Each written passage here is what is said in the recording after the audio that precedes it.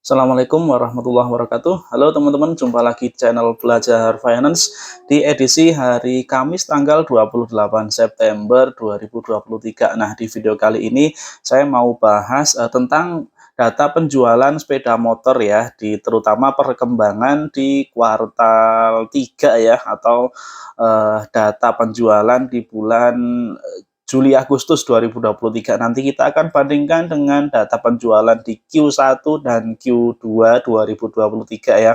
Sehingga kita bisa proyeksikan kinerja total 2023 kita bandingkan dengan 2022 ya. Seperti apa kira-kira penjualan sepeda motor dan implikasinya nanti ke beberapa emiten atau saham yang terkait dengan data penjualan sepeda motor ya teman-teman ya. Oke, langsung kita lihat ya.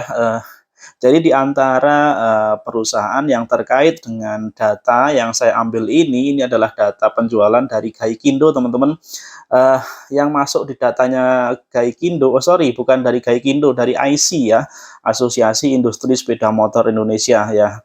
Yang tergabung di sana adalah pabrikan Honda, Kawasaki, Yamaha, TVS, dan juga Suzuki. Oke, jadi seperti ini angka penjualannya. Saya buatkan tabel ya di tengah. Untuk 2023 Januari sampai Maret di split jumlahnya antara angka penjualan domestik dan ekspor. Kemudian di kolom paling kanan itu adalah total domestik dan ekspor ya. Di kuartal 1 total penjualan 1,9 juta unit sepeda motor ya. Kemudian kuartal 2 atau April sampai Juni 2023 1,5 juta. Nah, di 2 bulan pertama di kuartal 3 atau di bulan Juli dan Agustus angka penjualannya tercatat 1 juta seratusan unit ya, sehingga kalau di rata-rata Juli sampai dengan September itu angkanya 1,6 juta. Lalu kita bandingkan teman-teman di tahun 2022 ya, total 2022 angka penjualannya adalah 5,9 juta. Jika kita breakdown lagi total 2022 tersebut ke angka rata-rata bulanan dihasilkan angka 497.085 unit sepeda motor yang terjual ya, rata-rata per bulan di tahun 2022. Nah, kita lihat di baris bawahnya 2023 per bulan rata-ratanya dari total selama 8 bulan ya, dari Januari sampai dengan Agustus 2023 kita ambil rata-ratanya ada di angka 573.644 unit ya.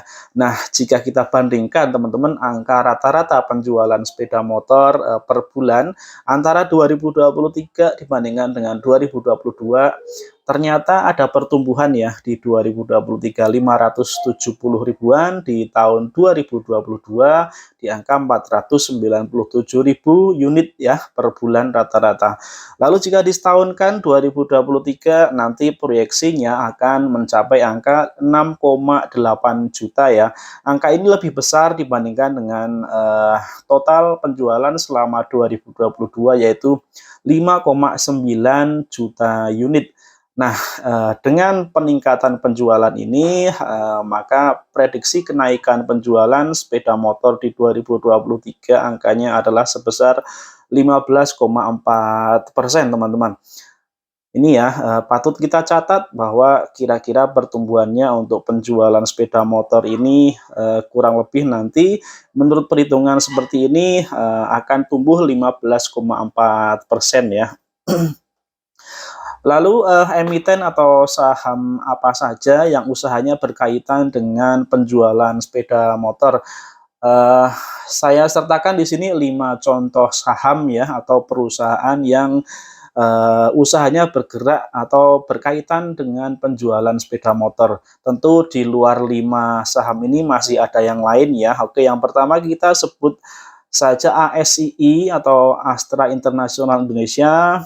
Dia adalah sebetulnya grup perusahaan yang salah satu usahanya adalah otomotif, dan di lini otomotif dia ada produksi dan penjualan sepeda motor merek Honda ya. Kemudian MPMX sebagai distributor dari sepeda motor merek Honda. Lalu ada IMAS itu di Suzuki. Kemudian Wahana Auto Multi Atra atau WOM Finance ya. WOM Finance ini adalah pembiayaan yang utamanya pembiayaan Suzuki ya, walaupun sudah bisa dikatakan sebagai perusahaan multi finance, artinya tidak hanya sepeda motor Suzuki namun kendaraan pada umumnya dan juga melayani jasa pembiayaan secara umum.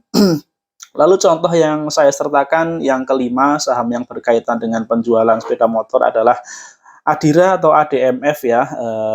Dia multi finance juga, jadi selain sepeda motor ada juga pembiayaan mobil dan juga pembiayaan usaha.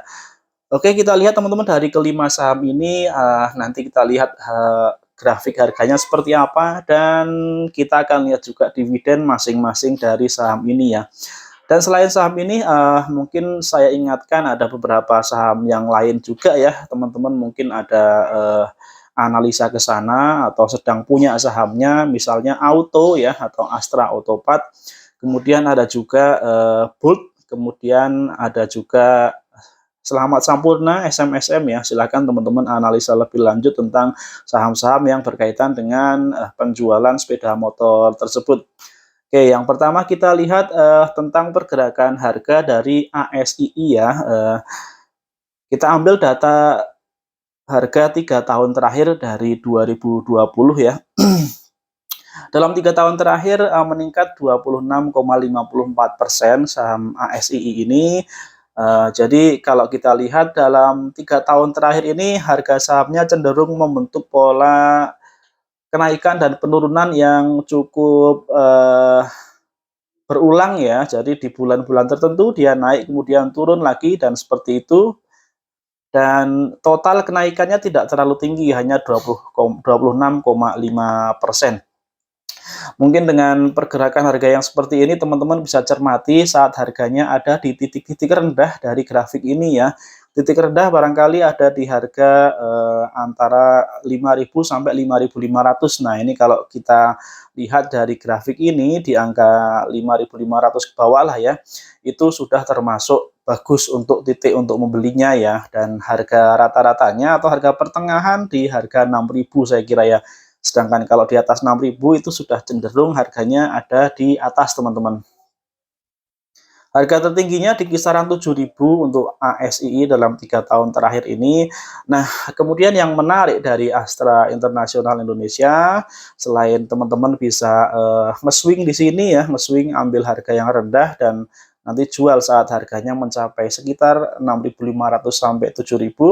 Bisa juga teman-teman mendapatkan profit dari dividen ya, di mana yield dividen di tahun terakhirnya di pembagian untuk tahun buku 2022 ya, itu yieldnya sebesar 10,41%. Yield yang sangat menarik ya, di atas 10%. Kemudian kita lanjutkan untuk yang saham kedua yaitu MPMX. Untuk MPMX dalam 3 tahun terakhir pergerakan harganya cenderung naik walaupun naiknya sangat pelan ya. Dan MPMX ini karakter pergerakan harganya dia cenderung stagnan, tidak terlalu banyak naik. Kenaikannya relatif hanya terjadi menjelang tanggal-tanggal pembagian dividen ya. Jadi menjelang dividen memang dia biasanya ada kenaikan yang sangat tinggi. Kenaikannya bisa mencapai 20 sampai 30% teman-teman. Dan harga saat ini di 1020 cukup lama sideways dari harga 1000 sampai, kalau teman-teman cermati di bulan-bulan setelah pembagian dividen ini ya, MPMX berhenti di harga ya di bawah 1050, tidak sampai tembus 1100 ya. Jadi masih berkutat di angka itu untuk harga saham MPMX. Dan harga tertingginya di harga 1.300-an, sementara harga terendah dalam mungkin sudah terbentuk support yang kuat ya di harga 900-an ya. Rasanya untuk turun di bawah 900 sudah susah, sudah sangat sulit untuk MPMX ini. Kita nantikan mungkin dividen berikutnya akan menjadi katalis positif untuk MPMX ya. Buat teman-teman yang sudah pegang sahamnya, kalau menjelang dividen, jika dividen payout rasionya masih dipertahankan tinggi ya, saya kira dia akan kembali naik di harga di atas 1.200 ya. Dan yield dividen terakhir ada di persentase 13,24%, sangat besar MPMX untuk dividennya ya. Kemudian yang ketiga Imas Suzuki ya, Indomobil. Kita lihat untuk grafik harga sahamnya ini cukup sideways yang sangat lama sejak 2021 di harga 800-900-an ya. Kemudian saat ini di harga 1.700. Untuk Imas ini dividen yield-nya 0,57% ya, sangat kecil untuk dividen yield-nya, jauh di bawah angka inflasi, jauh di bawah angka return deposito ya, jadi lupakan saja untuk dividennya, tidak bisa diharapkan.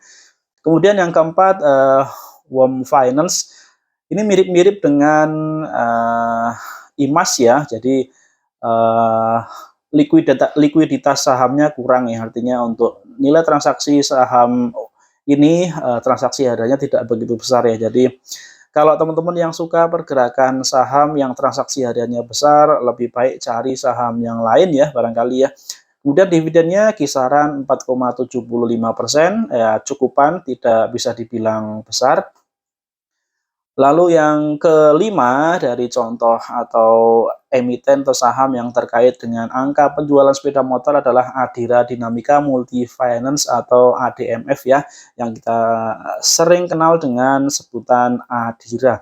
Nah, harga saham Adira ini sempat naik tinggi sekali menyentuh harga 13 ribuan ya, kemudian akhirnya turun dan sekarang di 1050. Dividen yield-nya 7,65%. Dan Adira ini dividen payout rasionya dia stabil ya. Payout rasionya di angka 50%-an selama 3 tahun terakhir. Jadi bisa dikatakan untuk dividennya stabil, tinggal bagaimana perusahaan mampu meningkatkan revenue atau pendapatannya. Nah, itu teman-teman tentang angka penjualan sepeda motor di Juli dan Agustus ya, update di Juli dan Agustus yang kira-kira nanti bisa tercermin ke angka EPS dari perusahaan-perusahaan tadi ya, perusahaan-perusahaan yang terkait dengan penjualan sepeda motor baik secara langsung, dalam hal ini pabrikan maupun distributor sepeda motor, ataupun yang secara tidak langsung yaitu perusahaan-perusahaan yang bidang usahanya adalah pembiayaan dari penjualan sepeda motor atau leasingnya, dan juga perusahaan-perusahaan yang memproduksi spare part atau suku cadang dari sepeda motor, misalnya auto, misalkan boot, dan juga SM ya. Oke teman-teman, itu untuk saham kali ini, mudah-mudahan bermanfaat ya. Ada salah kurangnya saya minta maaf, kita jumpa lagi di video berikutnya. Terima kasih yang sudah nonton. Assalamualaikum warahmatullahi wabarakatuh.